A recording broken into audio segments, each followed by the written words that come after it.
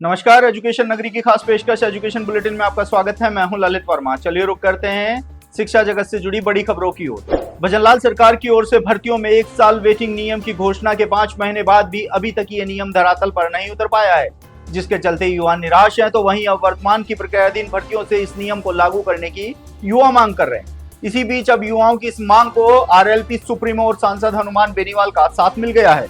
हनुमान बेनीवाल ने भजनलाल सरकार से मांग की है कि 1 साल वेटिंग नियम वर्तमान की प्रक्रियाधीन भर्तियों से लागू किया जाए। साथ ही राजस्थान की सबसे बड़ी भर्ती चतुश्रेणी कर्मचारी भर्ती से इस नियम को लागू करने की मांग हनुमान बेनीवाल ने उठाई है।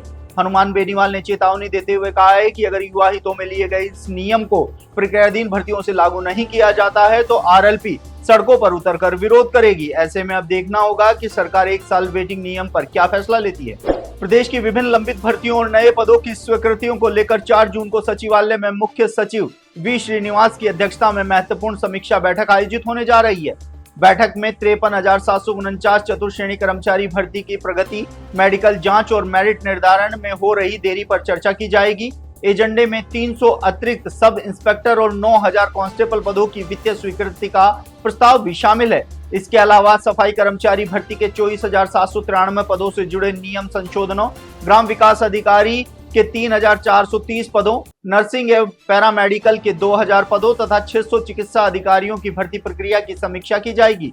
बैठक में पीएचडी में सपोर्ट इंजीनियर के 3,000 पदों की स्वीकृति और शारीरिक शिक्षक भर्ती के 590 पदों पर भी विचार होगा। विभिन्न विभागों के अतिरिक्त मुख्य सचिव, प्रमुख सचिव और सचिव लंबित भर्ती प्रस्तावों की स्थिति पर मंथन करेंगे।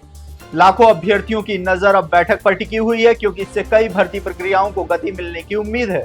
9,759 पदों पर आयोजित हुई तृतीय श्रेणी शिक्षक भर्ती के 3 परिणाम जारी कर दिए गए हैं, तो वहीं अन्य परिणाम जारी होने का इंतजार अभ्यर्थी कर रहे हैं। ऐसे में ये इंतजार और लंबा होता जा रहा है। युवाओं को उम्मीद थी कि जल्द ही बोर्ड बैठक आयोजित कर सभी परिणाम जारी कर दिए जाएंगे, लेकिन अब जानकारी मिली है कि बोर्ड बचे हुए 4 परिणाम में से 2 परिणाम इसी सप्ताह जारी करने पर विचार कर रहा है, तो वहीं बचे हुए 2 परिणाम अगले सप्ताह जारी किए जा सकते हैं। हालांकि अभ्यर्थी मांग कर रहे हैं कि इसी सप्ताह सभी परिणाम जारी किए जाएं।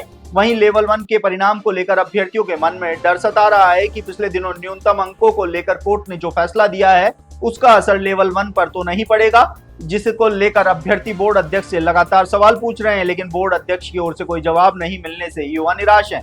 ऐसे में अब देखना होगा कि बोर्ड युवाओं के सवालों के जवाब के साथ ही परिणाम कब तक जारी करता है। 11 मई को राजस्थान हाईकोर्ट ने लेवल 2 में चयनितों से अधिक अंक वालों को राहत देते हुए नियुक्ति के आदेश दिए थे, लेकिन करीब 1 महीना बीत जाने के बाद भी अभी तक अधिक अंक वालों को लेकर कोई फैसला नहीं हुआ है, जिसके चलते युवाओं में निराशा बढ़ रही है। वहीं अब चयनितों से अधिक अंक वालों की मांग उठाते हुए शिक्षक संघ एलिमेंट्री सेकेंडरी टीचर एसोसिएशन यानी कि रेस्टा राजस्थान के प्रदेशाध्यक्ष मोहर सिंह सलावत ने कहा है कि रीट लेवल 2 भर्ती 2022 में चयनित अभ्यर्थियों से अधिक अंक प्राप्त करने वाले अभ्यर्थियों को राजस्थान हाईकोर्ट के आदेशानुसार शीघ्र नियुक्ति दी जानी चाहिए। उन्होंने कहा है कि न्यायालय ने स्पष्ट निर्देशों के बावजूद अब तक नियुक्ति प्रक्रिया शुरू नहीं होना चिंताजनक है। हालांकि न्यायालय ने ऐसे याचिकाकर्ताओं को 2 माह के अंदर नियुक्ति देने के निर्देश दिए हैं। ऐसे में अब देखना होगा कि अभ्यर्थियों का इंतजार कब खत्म होता है। भर्ती परीक्षाओं में पेपर लीक और फर्जीवाड़े के मामले में स्पेशल ऑपरेशन ग्रुप यानी कि एसओजी ने कार्रवाई तेज करते हुए 15 फरार आरोपियों की गिरफ्तारी पर नगद इनाम घोषित किया है। अतिरिक्त महानिदेशक पुलिस द्वारा जारी आदेश के अनुसार प्रत्येक आरोपी पर 10-10 हजार रुपए का इनाम रखा गया है। इन आरोपियों के खिलाफ आईपीसी की धारा 419, 420, 467, 468, 471, 120B राजस्थान सार्वजनिक परीक्षा अधिनियम तथा आईटी एक्ट के तहत गंभीर मामले दर्ज हैं। आरोप है कि ये लोग भर्ती परीक्षाओं में पेपर लीक, डमी अभ्यर्थियों और अन्य अनियमितताओं के जरिए बड़े स्तर पर फर्जीवाड़े में शामिल रहे हैं। सूची में सरकारी कर्मचारी, कोचिंग संचालक और अन्य संदिग्ध शामिल हैं। इसमें पंचायत समिति अजीतगढ़ में कार्यरत सहायक लेखा अधिकारी नागेश कुमार तथा शाहपुरा स्थित कोचिंग संचालक संस्थान के संचालक दिनेश किलका का नाम भी शामिल है। एसओजी का कहना है कि सभी आरोपी लंबे समय से फरार हैं और गिरफ्तारी से बचने के लिए लगातार ठिकाने बदल रहे हैं। तो ये थी शिक्षा जगत से जुड़ी तमाम बड़ी खबरें। कल फिर से आपके साथ रूबरू होंगे, तब तक के लिए नमस्कार।